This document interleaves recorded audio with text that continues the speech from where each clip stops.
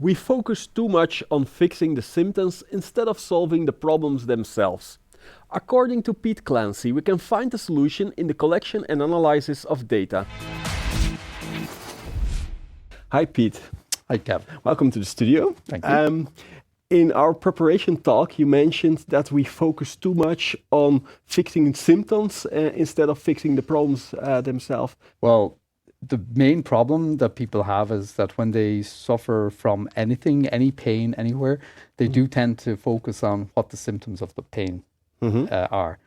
So what they do is they fix the symptoms without actually fixing the problem. What you need to do is you need to go and you need to look for all the symptoms you can find and try and find the source of those symptoms. Using that information, then you try to work out what the problem is, and then you try to fix the problem, because at the end of the day, fixing the problem is going to solve it.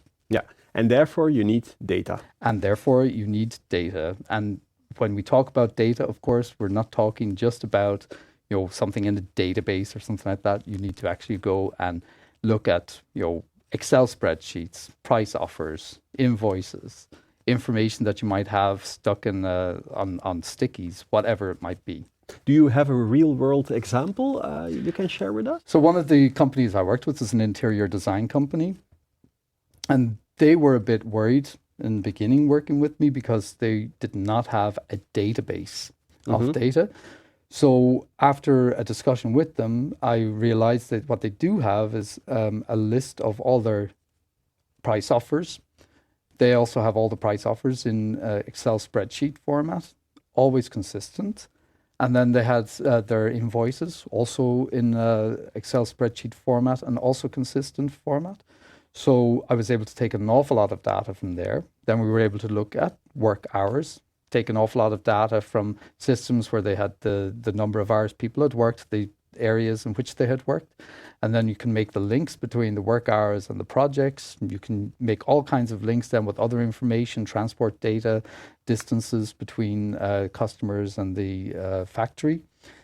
And through all that, putting all that together, you can then use that information to find efficiencies and find where they're both winning money on projects and losing money on projects. So the idea was they were losing quite a significant amount of money on projects, in which case they knew they were losing the money, but they didn't know why, they didn't know where, and they didn't know what types of projects.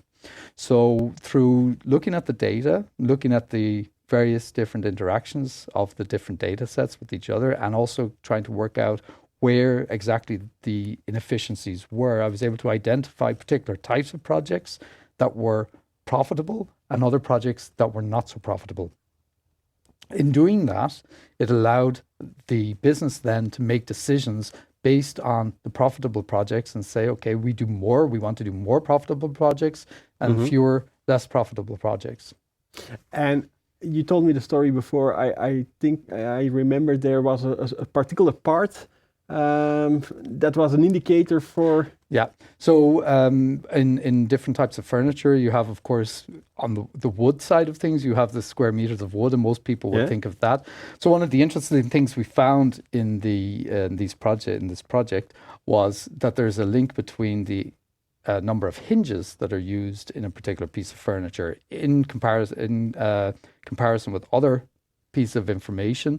We were able to make a prediction of the profitability of the project. That doesn't mean you can turn around and say so many hinges means so much profit. That is not the case, but you can turn around and make a prediction in an order of magnitude that says this project is likely to be profitable on the basis of a number of parameters compared with each other. And that's because it's an indicator for the complexity of the project. It's an indicator indeed for the complexity of the project. Could you use this kind of approach in the events industry? You can use it in the events industry, you can use it in any industry, but in the events industry, you would just have different sets of parameters.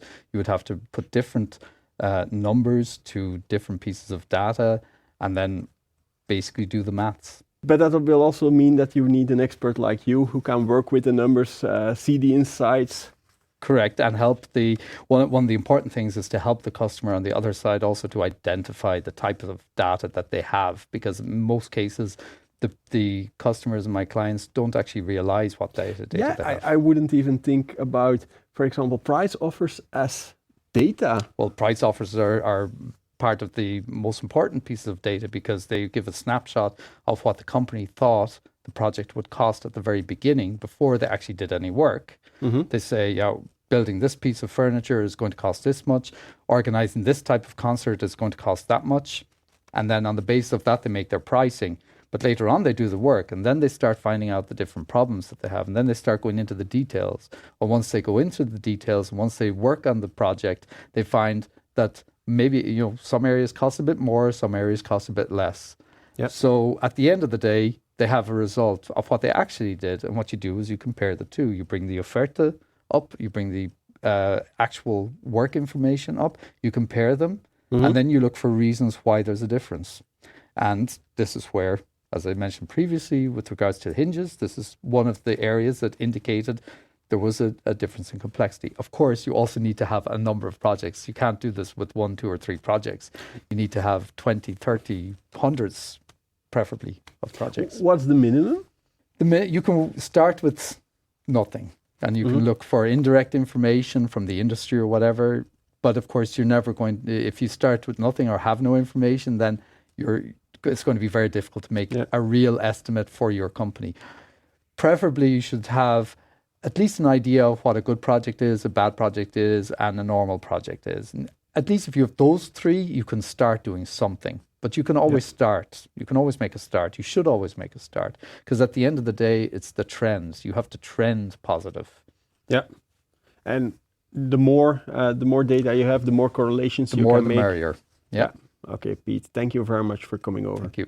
And you at home, thank you for watching our show. I hope to see you next week.